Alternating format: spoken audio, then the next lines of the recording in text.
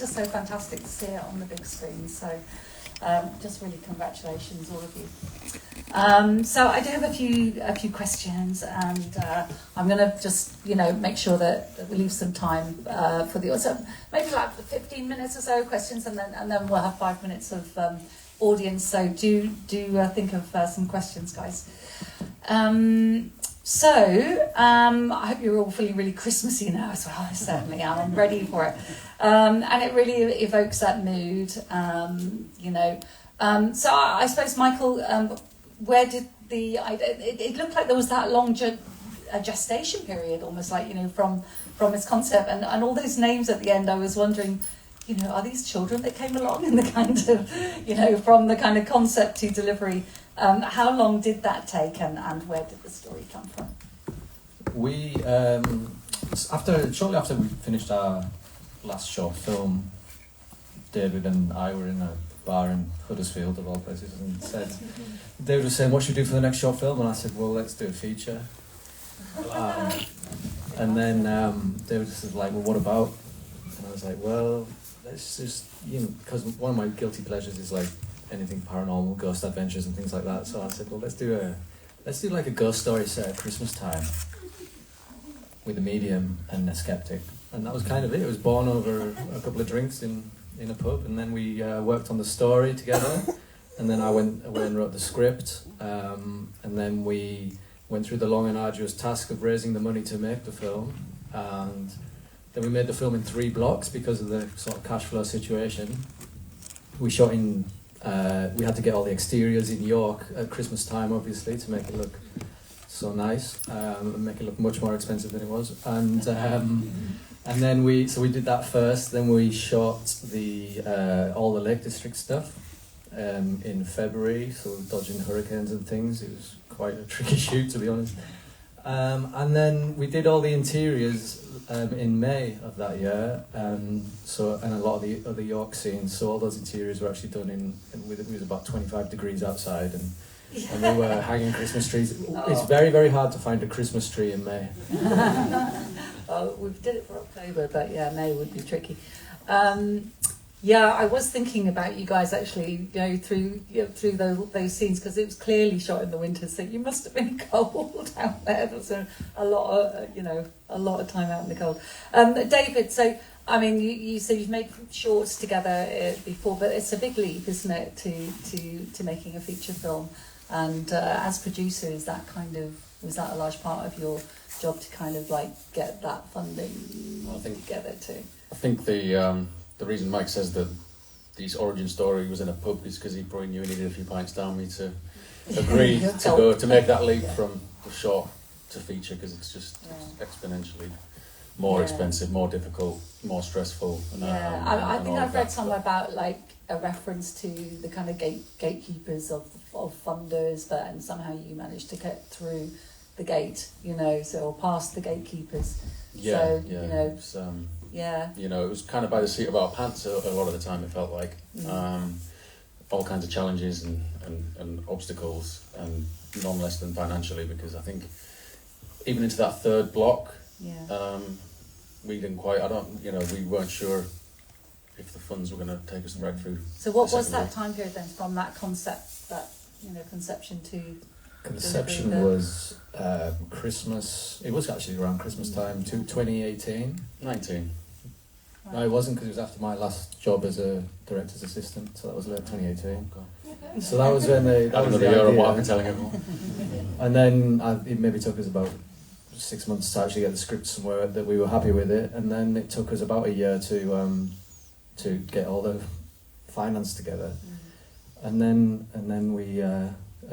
prep was quite quick, really. Once we knew we could actually get going, we had enough money to at least do the York scenes, and then cast Sam. Sam was he did a voiceover part on our last short, so we went back to Sam and we liked the script, and we were really pleased that he wanted to do it. Cast Richie, who's an old friend of mine. He plays the staring man, who's sat here in the front row. A round of applause for Richie. And then Inès was the final piece of the jigsaw, and we were absolutely blessed that it happened that way, that we got Inès. I was about to come to Inès, actually. So, Inès, just a wonderful performance. You must read a lot of scripts, and I just wondered how, what was it that grabbed you about this one in particular? I'll take the mic. I was quite late on this, wasn't I? Like, some things fell through. And it was like 2 weeks before. Very last minute, yeah. Yeah. Very last minute. And it came through, and I was like, they were like, my agent called and was like, I've got this script, can you read it and like meet with the director tomorrow on Zoom? I was like, yeah. But it was really brilliant. I just loved like the relationship sewn through the Christmases, and then I got on Zoom with Mike, and we sort of had a lovely conversation about life and what life means to both of us, and it just really resonated at the time, Fantastic. And just going back to those names, Yeah. incidentally, a lot of things cropped up in the shoot, especially the Christmas shoot, which we had to cut short because Sam's baby came 2 weeks early, or 3 weeks early, whatever it was. Congratulations. And so Josie, Sam's daughter Josie, is one of those names at the end. Oh, So yeah, so those names are all either people who were born or died during the making of the film. Really lovely. So Samuel, you made shorts. You made a short with the brothers before, and well, how was it made? Was this your first feature, like in kind of a lead? I think it is. Yeah. I would have loved to. I mean, I have have done. to say, you two are like hardly off the screen. Yeah. I mean, so We were it busy. must have been so. Yeah. How different was that to kind of? Yeah, I mean, there's a lot of wordy scenes. Yeah, with a lot of very much. tricky language, which was fun. But no, it was great. I mean, we had a ball. I was so lucky that Inès was lovely. Otherwise, it would have been awful. But no, it was great. I mean, and I got to work in my hometown of York, which was great. I mean, I've always wanted to work there, since leaving drama school. So it was great. It was great to be back home. Oh, brilliant! Yeah. And I have to say, you played a medium. We're used to seeing mediums. I mean, we see mediums on stage, but quite often they're wearing kind of flowing scarves and this kind of smoke and mirrors. And this wasn't. You played him very straight. He's a very straight kind of guy. Was that kind of your? I did fight your for like a idea? cape. You did fight. They're not having it. Yeah. I mean, I did. I think. Was that in the script, or was that kind of like the way you decided you'd like to play him? Yeah, he's a normal guy. I mean, he just happens to have been given this gift. Yeah. So so I didn't want to sort of ham him up too much. Yeah. I got the medium from Phoenix Night stuck in my head. What's his name? He's amazing, you know what I mean? Yeah, I should have used him as reference. But no, I mean, you just make him so believable, I suppose, because it is something, obviously, loads of us are going to be really sceptical about, but, you really carry us along in the script, and, we really want to believe it. So, I think that's down to you two and your performance together. Inès, you're playing a scientist, a skeptic about the supernatural, and we see Alice transition from someone who laughs in Jay's face, which is a really funny moment, to someone who sort of becomes a medium herself for Jay's spirit. It's a really beautiful transition. And I just wondered where you might place yourself in that kind of arc of kind of skeptic to So my friends and family are in tonight. They know that I'm a witch. And I failed science GCSE, so I'm not like Alice at all. very convincing. And that scene at the end is just so touching, and gosh, you really go to a deep place with the emotion. I mean, you two on stage are just so charismatic together in terms of the relationship. Did you do? I mean, assuming you didn't know each other beforehand, so did you have a rehearsal, or was it just a lot of off-camera stuff where you just got to know and got very comfortable with each other because don't think we had any rehearsals, did we? We did on the day, yeah. While we were setting up and stuff, I would always try to make time for rehearsal. Well, actually, because we actually got to spend a lot of time together, didn't we? You know, Yeah. off camera, you know, because there was, we were in quite remote locations a lot of the time, and so it was great to just, have that sort of connection. Have you both done a lot? I know you've done a lot of theatre. So I mean, it's so different, isn't it, in film to because you get such a long rehearsal period in theatre. So is there do you prefer one to the other, or is it just it's such a different way of working? Yeah, when I started out, I was like, I only want to do new writing, and then you realise very quickly that you want to get paid. It's nice to do a mix of both, and you're very lucky if you can. And also, I think it's like we just got on, and as mates, and also because I joined later, and Sam had sort of knew a bit more. He really took me under his wing, and we'd do rehearsals at breakfast or whatever, and I was also felt like I knew him because he looked a bit like my friend Joe Sims because they played brothers together, and so it was like we knew each other. And I suppose for both of you, David and Michael, how important was it to you that this film was set in York and in Cumbria, and Clercq? Yeah, I mean, it's a running theme right back through our shorts as well, that when it comes to crafting the story and writing it, the locations and the visuals and the aesthetics of all of that, they're a character right from the beginning. So it's a very, very conscious,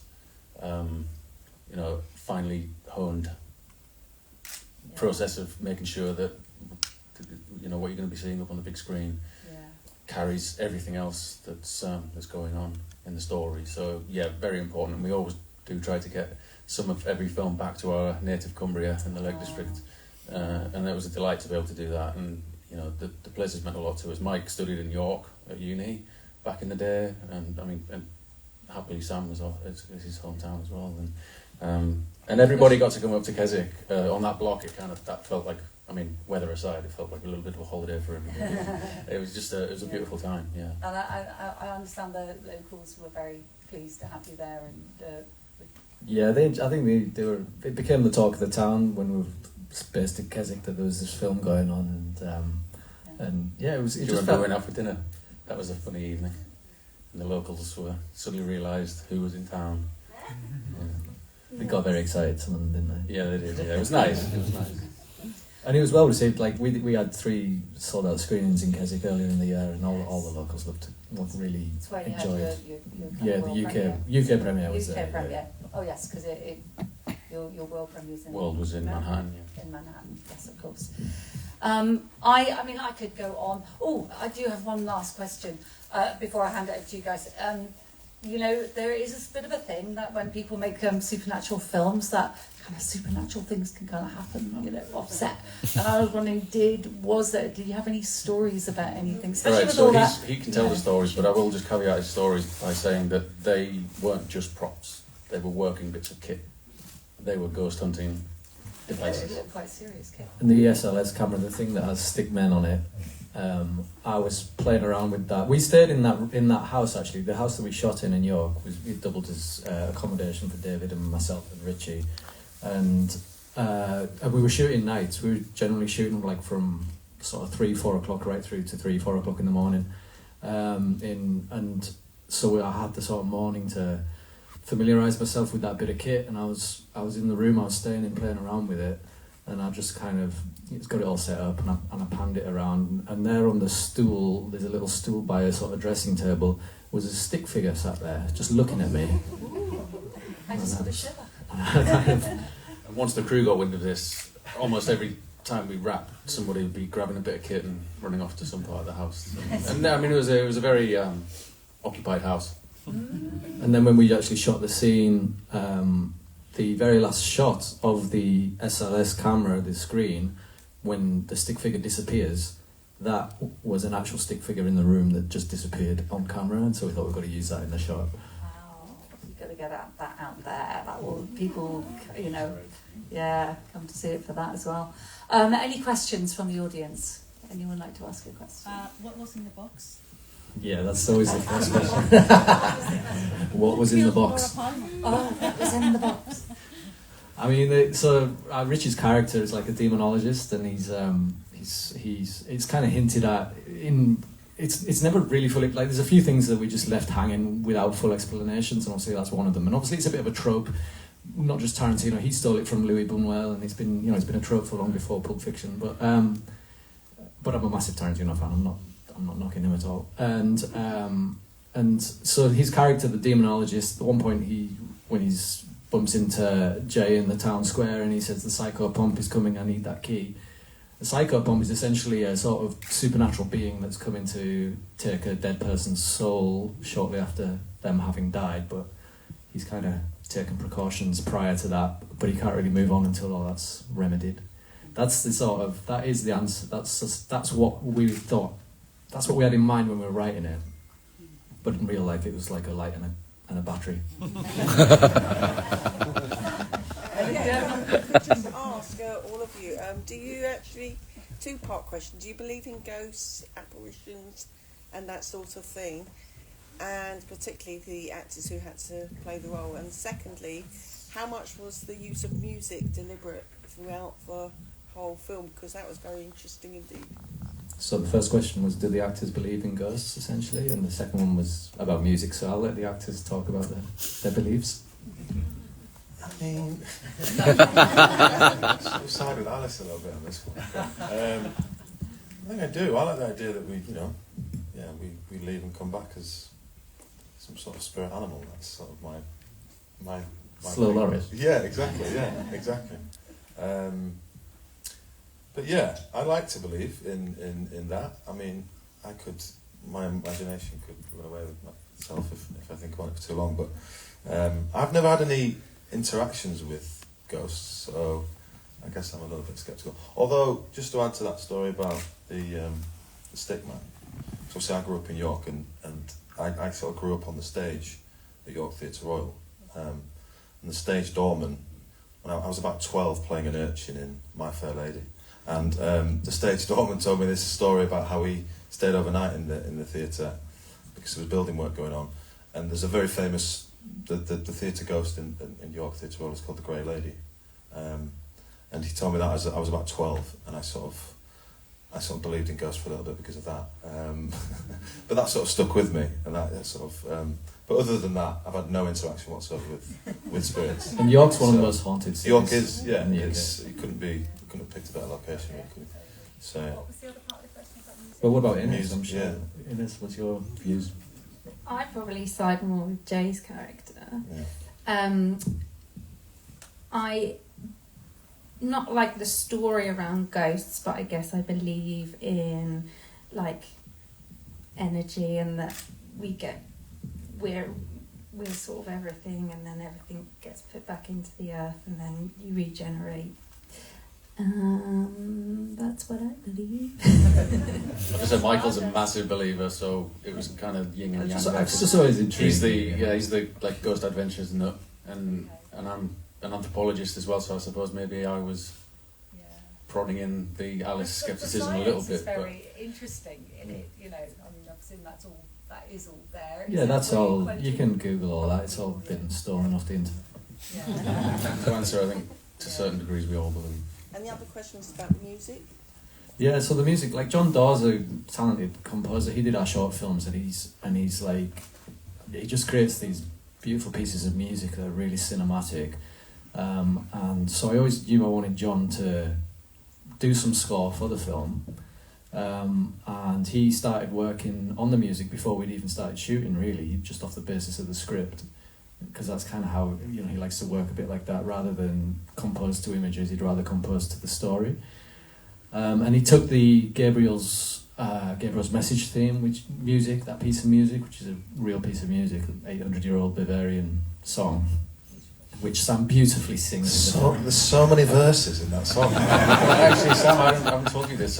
We were in Richmond, Virginia a month ago, and it's a music and film festival, so there's a hell of a lot of music people there, and the amount of people that were complimenting you to me on that scene, and I forgot to tell you, and also just on that as well, John actually picked up an award on John's behalf for the score down in Richmond, Virginia, so that was nice. But yeah, lots of praise for your open mic. You know, And musicals are. And your just future. a quick mention to the 16 as well, who did all the we used their choral music, and we're very grateful for the 16 to do a deal with them to get their music in the film. Oh, I mean, there was so much you could, I mean, the lighting was also beautiful, and Sound design, Ben Bell. yeah, Good job, man. Yeah, and the costume, the wig person did a good job. Yeah, Kat, she's fantastic. Yeah. So I think we're going to leave it there, and let's have a little bit of time out in the bar, and I'm sure the guys will answer any other questions if you want to come up and ask them. But for now, thank you very much, congratulations, and I'd just like to take the chance to thank London Breeze for being part of this event, bringing it home, as it were, again after a bit of a tour around the US, and thanks to everyone for coming out and supporting independent film, and those lots of amazing cast members, crew members, and friends and family here. So we're delighted. Yeah, thank you so much.